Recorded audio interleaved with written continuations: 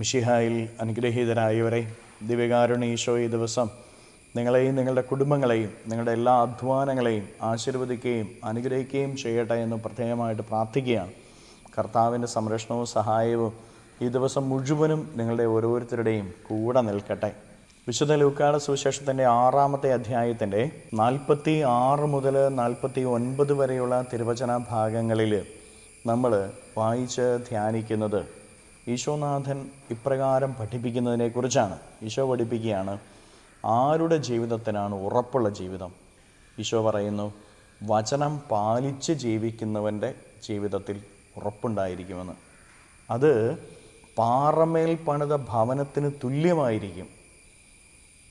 പ്രളയമുണ്ടായാലും കൊടുങ്കാറ്റുണ്ടായാലും അതിനെ തകർക്കാനായിട്ട് പറ്റുകയില്ല, അത് അവിടെ നിൽക്കും.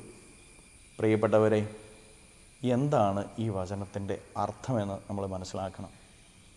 ദൈവത്തെ സ്നേഹിക്കുമ്പോൾ നമ്മുടെ ജീവിതത്തിലേക്ക് ദുഃഖങ്ങളും ദുരിതങ്ങളും വേദനകളും കഷ്ടപ്പാടുകളും പ്രളയാനുഭവങ്ങളും വരില്ല എന്ന് ഈശോ പറഞ്ഞിട്ടില്ല.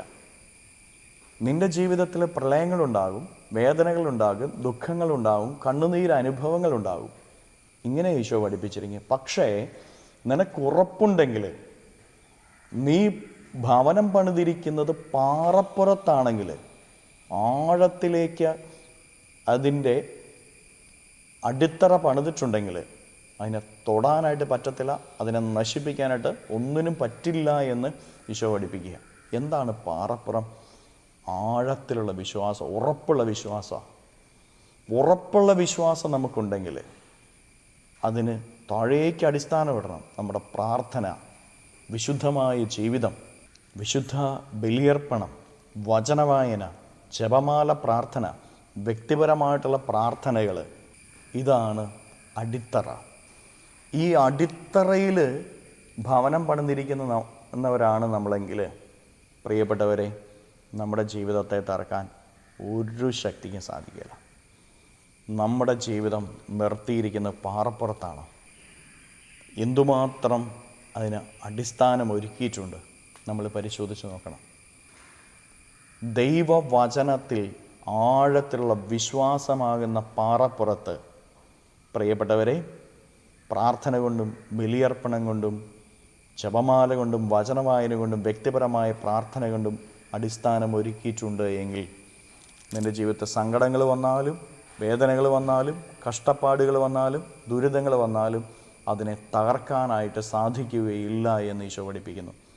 വരും, പക്ഷെ തകർക്കാനായിട്ട് സാധിക്കുകയില്ല.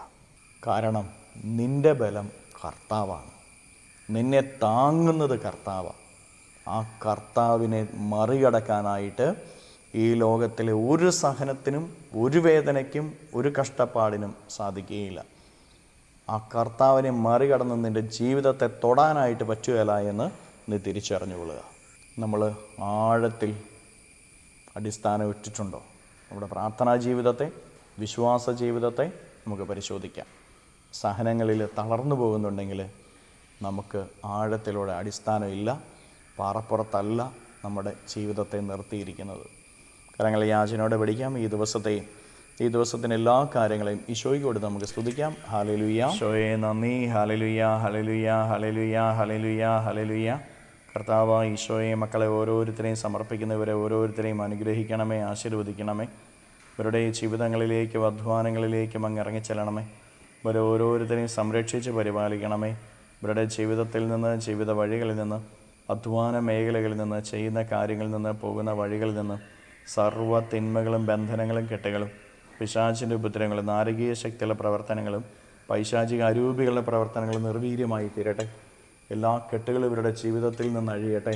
എല്ലാ തിന്മകളും ഇവരുടെ ജീവിതത്തിൽ നിന്ന് അഴിയട്ടെ. Hallelujah, hallelujah, hallelujah. നിത്യം പിതാവും പുത്രനും പരിശുദ്ധാത്മാവുമായി സർവേശ്വര എന്നേക്കും. ആമേൻ.